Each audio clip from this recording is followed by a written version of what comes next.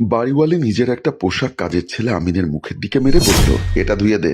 আমিন পোশাকটা হাতে নিয়ে দেখলো এটা মেয়েদের বিশেষ একটি পোশাক, যা সচরাচর কোনো মেয়ে তার হাজবেন্ড ছাড়া অন্য কাউকে দেখাতে চায় না। কিন্তু এই বাড়িওয়ালি এই পোশাকটি আমিনকে দিল ধোয়ার জন্য। আমিন বলল, ম্যাডাম আপনি এটা কি ধুতে দিলেন? কেন, তুই কি চোখে দেখিস না এটা আমি ধুবো? হ্যাঁ তুই ধুবি, আর ধোয়ার সময় ফিল নিবি, ইচ্ছা হলে টাও মেপে দেখতে পারবি। বাড়িওয়ালির মুখে এমন কথা শুনে আমিন কিছুটা অবাক হলো। গত দুদিন আগে সে এই বাড়িতে কাজের ছেলে হিসাবে জয়েন করেছে, বেতনটা ভালো, তাই আগের বাড়ি ছেড়ে এই বাড়িতে কাজের লোক হিসাবে যোগদান করেছে। দাঁড়িয়ে দাঁড়িয়ে কি ভাবছিস, যা তাড়াতাড়ি ধুয়ে আমার রুমে নিয়ে আয়, বলে ম্যাডাম চলে গেল। আমিন বিশেষ পোশাকটি নিয়ে বাথরুমের দিকে ঢুকতে যাবে, এমন সময় স্কুল ড্রেস পরা বাড়িওয়ালির ননদ এসে বলল, আমিন নিচে গিয়ে আমার জন্য একটা রিক্সা ঠিক করে দে তো, আমি স্কুলে যাব। আমিন মাথা নেড়ে সম্মতি জানালো। মনি বলল, তোর হাতে ওটা কি?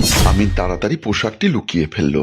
ওটা কিছু না, বলে বিশেষ পোশাকটি বাথরুমের দিকে ছুঁড়ে মেরে বাথরুমের দরজা লাগিয়ে দিয়ে আমিন রিক্সা ঠিক করতে চলে গেল। আমিন রিক্সা ঠিক করে দিয়ে সে কলিং বেল টিপল। বাড়িওয়ালি একটি বিশেষ পোশাক পরে ড্রয়িং রুমে বসে আছে। আমিন এসে কলিং বেল দেওয়ার সাথে সাথেই বাড়িওয়ালি প্রিয়া দরজা খুলে দিল। আমিনকে দেখে প্রিয়া বলল, আমার ননদকে রিক্সা ঠিক করে দিতে তোর এতক্ষণ সময় লেগে গেল? ম্যাডাম নিচে গিয়ে রিক্সা পাচ্ছিলাম না, তাই এতক্ষণ দেরি হলো। তোর জন্য আমি গোসল করতে না গিয়ে অপেক্ষা করছি। শোন, আমি গোসল করতে যাচ্ছি, এই সুযোগে তুই রান্নাঘরে গিয়ে রান্নাটা করে ফেল। বলেই প্রিয়া গোসল করতে চলে গেল। আমিন রান্নাঘরে কাজ করছিল। তার মনটা খুব খারাপ। দুদিন হয় এই বাড়িতে কাজে যোগদান করেছে, কিন্তু বাড়িওয়ালি কেমন যেন তার দিকে আর চোখে তাকায়। এসব বিষয় ভাবছে আর রান্নাঘরে কাজ করছে। বাড়িওয়ালি গোসল করছিল। ঠান্ডা পানিতে গোসল করতে খুব ভালো লাগছে। হঠাৎ প্রিয়ার মনে পড়ল এখন বাসায় কেউ নেই, কাজের ছেলে এবং সে ছাড়া। তার মনে দুষ্টু চিন্তা ভর করলো। সে গোসল করতে করতে আমিনকে ডাকতে লাগলো, আমিন, এই আমিন। আমিন রান্নাঘরে কাজ করছিল। বাড়িওয়ালির ডাক শুনে বলল, জি ম্যাডাম, একটু এদিকে আয় তো। আমিন বাথরুমের সামনে এসে বলল, ম্যাডাম আপনার কিছু লাগবে? হ্যাঁ একটু ভেতরে আয়। আমিন ভেতরে ঢুকে দেখলো বাড়িওয়ালি গোসল করা অবস্থায়। আমিন কিছুটা লজ্জা পেল। আমিন হাত দিয়ে চোখ ঢেকে বলল, ম্যাডাম আমাকে এখানে কি জন্য ডেকেছেন?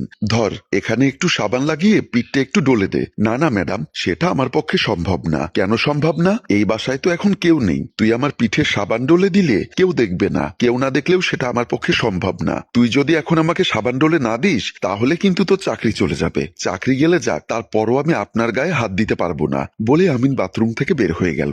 বিকালবেলা প্রিয়া এবং তার ননদ মনি বসে মাথায় উকুন দেখছিল। এমন সময় এবারের মালিক বাবলা এসে সোফায় বসলো। বাবলার হাতে শপিং ব্যাগ দেখে মনি বলল, ভাইয়া আমার জন্য শপিং করে এনেছো নাকি? বাবলা বলল, না তোর জন্য আনিনি। তাহলে নিশ্চয়ই আমার জন্য এনেছো? তোমার জন্য না, তাহলে কার জন্য এনেছো ভাইয়া? কাজের ছেলে আমিনের জন্য এনেছি। আমিন কই? এই আমিন এদিকে আয় তো। আমিন ড্রয়িং রুমে সবাইকে দেখে ভয় পেয়ে গেল।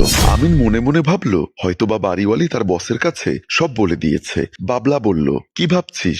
আমার কোনো দোষ নেই। এমন কথা শুনে বাবলা এবং মনি, প্রিয়া সবাই হেসে উঠল। আমি কি বলেছি তোর দোষ আছে? তারপর শপিং ব্যাগটা ওকে দিয়ে বলল, ধর এখানে তোর জন্য কিছু কাপড় এনেছি, দেখ তোর পছন্দ হয় কিনা। আর শোন, আমাকে এক কাপ চা করে দে। বলেই বাবলা, প্রিয়া, মনি ড্রয়িং রুম থেকে চলে গেল। আমিন শপিং ব্যাগটার দিকে তাকিয়ে বলল, আল্লাহ বাঁচাইছে। প্রিয়া স্বামীর সাথে শুয়েছিল। রাত তখন 2টো। হঠাৎ প্রিয়ার ঘুম ভেঙে গেল। প্রিয়া চোখ খুলে দেখে তার স্বামী ঘুমিয়ে নাক ডাকছে। এখন প্রিয়ার মাথায় দুষ্টু বুদ্ধি এলো। প্রিয়া মনে মনে ভাবলো, কাজের ছেলে আমাকে অ্যাভয়েড করলো, আমি কি দেখতে এতই খারাপ? ঘুঘু, তোমাকে কিভাবে ফাঁদে ফেলতে হয় সেটাই প্রিয়ার ভালো করে জানা আছে। প্রিয়া কাজের ছেলে আমিনের রুমের দিকে যাওয়ার জন্য খাট থেকে নেমে গেল, কিন্তু তার স্বামী বাবলা বিন্দুমাত্র টের পেল না। প্রিয়া কাজের ছেলে আমিনের রুমে যাওয়ার আগে তার ননদ মনির রুমের দিকে গেল। মনির রুমে গিয়ে দেখলো মনিও ঘুমোচ্ছে। তার মানে এখন পুরো বাড়ি নিঝুম। এই সুযোগে কাজের ছেলেকে দিয়ে তার মনের খাইশ মেটাতে হবে। ওখান থেকে প্রিয়া কাজের ছেলে আমিনের রুমের দিকে গেল। কাজের ছেলে আমিনের রুমে এসে দেখলো আমিন অঘরে ঘুমোচ্ছে। আস্তে আস্তে আমিনের মাথার পাশে বসলো। তারপর আমিনকে ডাকলো। আমিন প্রিয়াকে দেখে লাফ মেরে বিছানায় বসে গেল। বলল, ম্যাডাম আপনি এত রাতে আমার রুমে? আমিন তুই আমার কষ্টটা একবার বোঝার চেষ্টা কর। আমার স্বামী দুর্বল, আমার যতটুকু ততটুকু চাহিদা আমার পূরণ করতে পারে না, তাই আমি তোর কাছে আসি। প্লিজ আমিন তুই না করিস না। আমিন বলল, ম্যাডাম আমি চাকর, আপনি মনিব, আপনার সাথে খারাপ কিছু করা আমার পক্ষে সম্ভব না। কেন সম্ভব না? আমি ছোটবেলায় পড়েছি চরিত্র মানুষের অমূল্য সম্পদ। এমন সময় বাবলা তালি দিতে দিতে রুমে ঢুকলো। বাবলাকে দেখে প্রিয়া এবং আমিন দুজনে চমকে উঠলো। বাহ আমিন বাহ। আমিন সাথে সাথে বাবলার পায়ে ধরলো। বলল, বিশ্বাস করুন ভাইজান, আমি ম্যাডামকে এখানে আসতে বলিনি, ম্যাডাম নিজে থেকে এখানে এসেছে। তোর তোর ম্যাডাম নিজে থেকে এখানে আসেনি, তাহলে আমি তাকে এখানে পাঠিয়েছি কেন? দেখ আমিন, আমার বউ এবং আমার ছোট বোন নিয়ে আমার সংসার। আমি সারাদিন অফিসে থাকি, ঘরে থাকে আমার যুবতী বোন এবং একমাত্র সুন্দরী বউ। তাদেরকে রেখে আমি অফিস করি। তাই আমি চেয়েছিলাম একজন চরিত্রবান চাকর। তোকে আমি আর আমার স্ত্রী পরীক্ষা করে দেখলাম তোর চরিত্র কতটুকু ঠিক আছে।